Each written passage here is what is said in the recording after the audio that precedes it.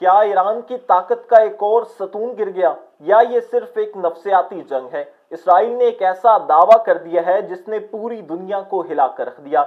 आप सब पर सलामती हो, मैं हूं कसीम जफर। नाजरीन कराम, आज हम बात करेंगे ईरान के एक निहायत अहम और बासर रहनुमा अली लारजानी के बारे में, जिन्हें इसराइल ने फिजाई हमले में हलाक करने का दावा किया है। लेकिन हकीकत क्या है? नाजरीन, इसराइली फौज के मुताबिक ईरान के सिक्योरिटी काउंसिल के सेक्रेटरी अली लारजानी को निशाना बनाया गया और दावा ये किया जा रहा है कि वो मारे जा चुके हैं।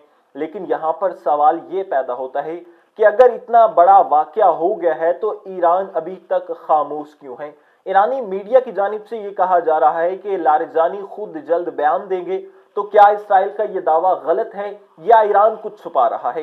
नाजरीन, याद रखिएगा कि अली लारजानी कोई आम शख्सियत नहीं है। वो शख्स जिन्हें ईरान के पावर सर्कल में फैसला साज समझा जाता है, ये वही आदमी है जिनके बारे में रिपोर्ट्स थीं कि अगर जंग होती है तो मुल्क के मामलात संभालने की जिम्मेदारी भी इन्हीं को दी जाएगी। और अगर वाकई ही लारजानी को निशाना बनाया गया है तो ये सिर्फ एक हमला नहीं बल्कि ईरान की क़यादत को तोड़ने की कोशिश है, जो पिछले हम 2-3 हफ्तों से देख रहे हैं इसराइल और अमेरिका की जानिब से मुश्तरका तौर पर की जा रही है।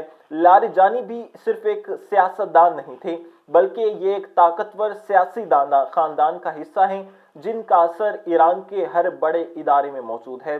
फिर चाहे वो पार्लियामेंट के स्पीकर से लेकर जोहरी मुज़ाकरात तक, वो हर अहम मोहज़ पर रहे हैं। तो फिर असल सवाल ये है कि क्या ईरान वाकई ही अपने अहम तरीन लोगों को खो रहा है या ये सब एक नफसियाती जंग है ताकि ईरान को कमजोर दिखाया जा सके? और अगर लारजानी जिंदा हैं तो वो कब सामने आएंगे? आप क्या समझते हैं? क्या इसराइल का दावा सच है या ये सिर्फ एक सियासी प्रोपेगेंडा या नफसियाती जंग है? कमेंट में अपनी राय जरूर दें।